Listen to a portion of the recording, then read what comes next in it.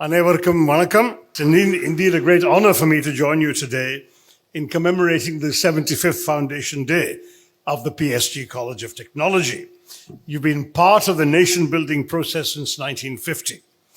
As we participate in this really impressive and well-attended celebration, I'm happy to acknowledge that, of course, it's not just this Platinum Jubilee or semi-sesquicentennial, as we've been told, that we are marking today, but the eve of the centenary of the PSG group of institutions, which, of course, has contributed to the development of the nation since 1926. Let me just delve a little bit at the start about how the young engineers and entrepreneurs standing here today, or sitting here today, I beg your pardon, can draw inspiration from PSG's century-long experiment and see how enterprises can thrive while embracing values of compassion and solidarity, because civic-minded leadership, such as this institution has stood for, can transform cities just as they've transformed the landscape of Coimbatore. To be an engineer is not an individualistic role. It's being an asset to society as a whole, and learning the values of empathy and compassion will only help you progress steadily through life. Your legacy, the PSG legacy, began with industrialist P.S. Govindaswamy Naidu, who believed ignorance was the root of slavery and who sought to spread knowledge that would convert colonial subjects into free citizens one day. In 1926, his four sons created the P.S. Govindaswamy Naidu and Sons Trust, dividing the family estate into 5 shares and dedicating one entirely to charity, adopting charity as their 5th brother. Guided by the motto, "Let there be charity so that others may share my family's prosperity," they established the PSG and Sons Charities to advance education, health, and community welfare. And over the decades since then, the Trust founded a wide network of institutions from the Sarvajana High School. They started building it in 1921. It began serving students in 1924. PSG College of Arts and Science in 1947, this College of Technology in 1951. And of course, I heard that this College of Technology began classes in a small shed before it had its own campus. And eventually 25 to 30, I think, colleges and schools spanning engineering, medicine, management, humanities, advanced studies, and so on. Alongside education, PSG has also expanded into industry and healthcare, creating research centers, hospitals, social service programs, and always ensuring that business profits were reinvested for the public good. I think the PSG model is really inspirational. It's profoundly shaped Coimbatore, turning it into a hub for education, healthcare, and industry. Its campuses have produced generations of skilled professionals, entrepreneurs, and global achievers like the ones on the stage with us today, while its hospitals, rural health centers, and welfare projects have uplifted the underprivileged, especially women and children. Rooted in the principle that sharing is caring, PSG continues to subsidize education for poor but meritorious students, embodying socially responsible entrepreneurship in an era of rising materialism. I must say, this century-long record of devotion proves that prosperity and compassion can coexist. Indeed, one can argue should coexist. I am really pleased that you're using this special occasion to honor so many distinguished alumni.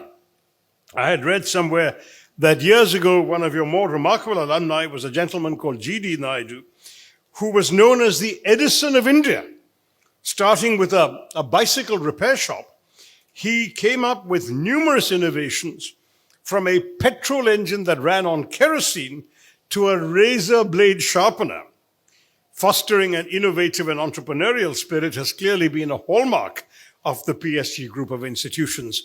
And I don't know what new innovations the students sitting here will one day come up with. Coimbatore, fondly called the Manchester of the South, is known worldwide for its textile industry and is also termed as the pump city for its motor and pump production. But I'd like to hope and argue that the prowess of the city with its engineers and textiles is such that rather than simply being labeled the Manchester of the South, it's time that the young people here step forward and uphold the name and legacy of the city so that tomorrow Manchester is called the Coimbatore of the West instead. At this point of history, clearly the spectre of climate change looms large over the engineering fraternity, demanding solutions from you that are not only creative but immediate. As Indians, we're all haunted by climate change, whose manifestations can be seen everywhere in our nation, from the devastating landslides in Wayanad, not so far from here, to intense floods in Assam last year, the harrowing cyclone Ramal, and not to mention the latest landslides and flash floods in Punjab. Even here in Tamil Nadu, the effects of climate change have been apparent, be it the 2015 Chennai floods, cyclones such as Varda, Oki, Gaja. In fact, owing to Tamil Nadu's vast coastline, as many as 14 districts, including Chennai, Kadalur, and Kanyakumari, are highly vulnerable to cyclones, depressions, storm surges. Climate change and global warming are worsening the situation, especially with more flash floods and landslides being triggered by our merciless monsoons lately. Climate scientists say that the Bay of Bengal is experiencing accelerated sea level rise, a faster rate of warming, and a greater risk of compound events like marine heat waves and tropical cyclones. Changes in monsoon systems, deep cloud systems, are affecting the mixing of ocean layers, which are directly contributing to the increase in seasonal occurrences of dead zones in the Bay of Bengal, which reduce marine life and productivity, directly affecting the coastal and fishing communities. As an MP from a coastal area myself in Kerala, with a large fishing community, I am greatly conscious of this. I've often told even our Prime Minister, if we lost 6 inches of land to China, there would be a national uproar.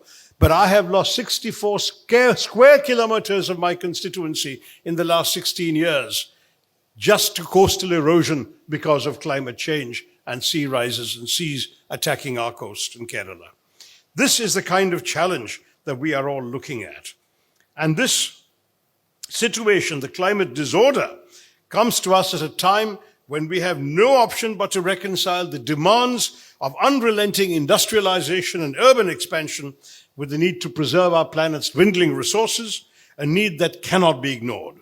The quest for renewable energy, often hailed as a panacea for our environmental woes, has reached a critical juncture. While solar energy, wind energy, hydropower all require engineers, they made big strides. Engineers are now battling the conundrum of energy storage and grid stability. How do we harness and store energy from such intermittent sources as the sun and the wind? According to some, the answer may lie in breakthroughs in battery technologies, advances in lithium-ion alternatives, perhaps the development of hydrogen storage systems, which promise to stabilize the grid, thus ensuring a reliable energy supply even during the fluctuations of nature, when such sources of renewable energy as sunlight and wind or water are not consistently available. This may be on account of variations in the availability of sunlight, for example, at night or when the sky is cloudy, changes in wind patterns through the day and across the seasons. And these are all challenges that engineers today are grappling with. We must also reimagine the infrastructural bare bones of our urban spaces through the prism of sustainability. Engineers must strive to construct buildings that are resilient to the rigors of climate change and do not cast a damning carbon footprint. The advent of such green building materials as self-healing concrete, carbon-absorbing bricks, is merely the beginning of sustainable building, sustainable urbanizing revolutions that are taking place. Again, if you're interested in civil engineering, that's something to think about. As many of you may already know, in 2023, a Belgian brick company, Van der Sanden, created CO2 negative facing bricks that necessitate fewer materials and absorb carbon dioxide rather than produce it. As for older constructions, which are wholly lacking in sustainable features, in order to ensure that they remain functional without damaging the environment in the long run, civil engineers will have to rise to the occasion and retrofit them with environmentally friendly materials and innovation. Exacerbating the challenges of interminable industrialization and urban expansion is the concerning fact that urban centers around the world, thanks to humankind's ever-expanding population, are mushrooming at an unprecedented rate. According to the UN, owing to both demographic shifts and overall population growth, about 2.5 billion people could be added to cities, to urban areas, by the middle of the century. So by 2050, 2 out of every 3 people are likely to be living in cities, other urban centers. India alone should have added by then, by 2050, a dizzying 416 million, 41.6 crore urban dwellers. In the face of these alarming projections, engineers like you will absolutely have to reimagine the very essence, the very blueprint of city life. For the cities of tomorrow will not only have to be smart, but resilient, capable of withstanding the threats of climate change, natural disasters, overpopulation, which are mushrooming as rapidly as the world's population is. Engineers involved in urban planning and civil engineering must be in the vanguard of constructing resilient infrastructure. This is no mean task, as they will have to construct infrastructure from traditional houses to lofty skyscrapers, flyovers to underground tunnels or underwater tunnels that can withstand earthquakes, floods, storms, without succumbing to the ecological vagaries of a world that is rapidly becoming more and more environmentally fragile. Potential solutions may entail green roofs that absorb rainwater, for example, reducing the urban island heat effect, whereby the urban area is significantly warmer than the surrounding rural areas. Permeable pavements, perhaps, that mitigate flooding by allowing rainwater to collect in an underlying reservoir, from where the water ultimately seeps into the soil or is removed through subsurface drainage. Every aspect of urban design will have to be reconsidered, and with sustainability and resilience in mind, tailored to the frightening whims of an overpopulous and over-urbanized world facing the vagaries of nature. But it's not just physical resilience that engineers must make your priority. For equally important, systemic resilience, embracing evolving technologies. The advent of smart cities, for example, appears as a beacon of hope.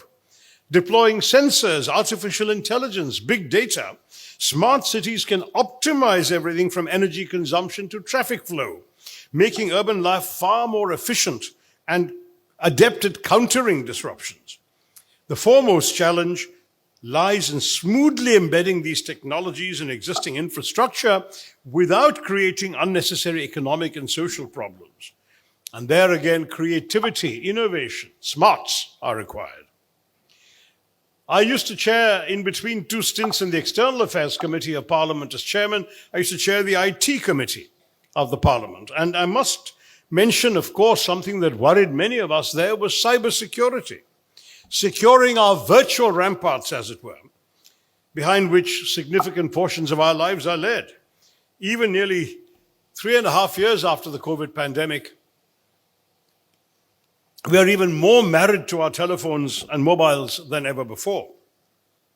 As our world marches on and on towards wholesale digitization, the critical infrastructure that sustains modern civilization, our power grids, transportation networks, national security and governmental frameworks, healthcare systems, communication platforms, have all come under the mortally perilous threat of cyber attacks. Engineers have no option but to proceed with the assumption that every system you devise, every code you write, every software you build is vulnerable to cyber attacks and can be a target for hackers, both state-sponsored and rogue, such as terrorist groups. So on the battlefield of cybersecurity, engineers must lead from the front. Lay people have to entrust you not only with safeguarding their digital infrastructure, but anticipating the threats that may emerge from the inexorable advancements of artificial intelligence and quantum computing. In my view, the solution has to be to adopt a multifaceted approach. Cybersecurity demands the finest minds. I'm sure some of you present in this room will want to go into that field. As the sentinels who guard our electronic data, you must deploy a host of measures from implementing state-of-the-art encryption bulwarks to designing redundant systems that can withstand breaches, perhaps by duplicating systems designed to take over if the primary system fails, and thus serving as a fail-safe in the event of a cyber attack. You will also have to work in concord with governmental and private sectors, forging the path ahead, the path to a digital secure world through consensus, collaboration, and shared knowledge. Not only this, you have to develop systems and security measures that can adapt to the dynamic nature of cyber threats, using artificial intelligence perhaps to anticipate threats, nip them in the bud before they manifest. Ultimately, we must understand that the crucial challenge lies not in the technology itself, but in cultivating a culture of smart thinking, of cybersecurity awareness. Any secure system is only as strong as its weakest link, and more often than not, that link is the human link. That is to say, engineers must, in partnership with lawmakers and policymakers, devise both the tools of defense and the educational frameworks that will ensure that we as a world understand and embrace the importance of cyber hygiene. Now, in recent years, of course, India has nurtured a culture of innovation and enterprise, much more than before. A young population like you that increasingly aspires to start businesses, solve problems, find innovative alternatives. But with the rolling tides of time, our engineers must also embrace the entrepreneurial tide blazing across the country. No sooner had entrepreneurship taken off in our country in the early 2000s than it began scripting a glorious transformative saga for India's economy. In the years since, this momentum has been fueled by the growth of our economy. A vast reservoir of talent stemming from all parts of India has contributed. The advent of incubators, a generous inflow of venture capital, not enough, one might say, but both domestic and foreign are coming in. India has now emerged in recent years as the second largest destination for venture capital and growth funding in the Asia Pacific, especially in areas like consumer tech, fintech, and software as a service. Then, of course, we've got the boundless global appeal of entrepreneurs like Steve Jobs, Bill Gates, Elon Musk, and all these, Jeff Bezos, Sam Altman for the younger generation. They have a place in popular culture that must be inspiring some of you as well. They have cults of personality around them. And that, I think, has already spawned in India a whole series of podcasts, entrepreneurial and fintech influencers on Instagram, on X, on Facebook, and such reality television as the enormously popular Shark Tank India, all of which is forging an aspirational culture dedicated to nourishing and encouraging and strengthening startups. In fact, I think on the Shark Tank India platform, various engineers like Anmol Saxena and Ashima Batra have already showcased Indian entrepreneurial spirit. And as a result, startups have suffused our economy. They're becoming ubiquitous, rapidly emerging as a global epicenter of entrepreneurship. India now boasts of the world's third largest startup ecosystem. We have over 159,000 startups, more than 160 unicorns, dominating such sectors as fintech, e-commerce, and healthcare, and cumulatively valued at more than $500 billion. We're only just behind the US and China, which is not bad. From Zoho to Zomato, from Card Dekho to Cred, legions of Indian unicorns have risen to tower over our economy, making benchmarks in innovation and even prompting global players in the Indian market to shudder for fear of being eclipsed.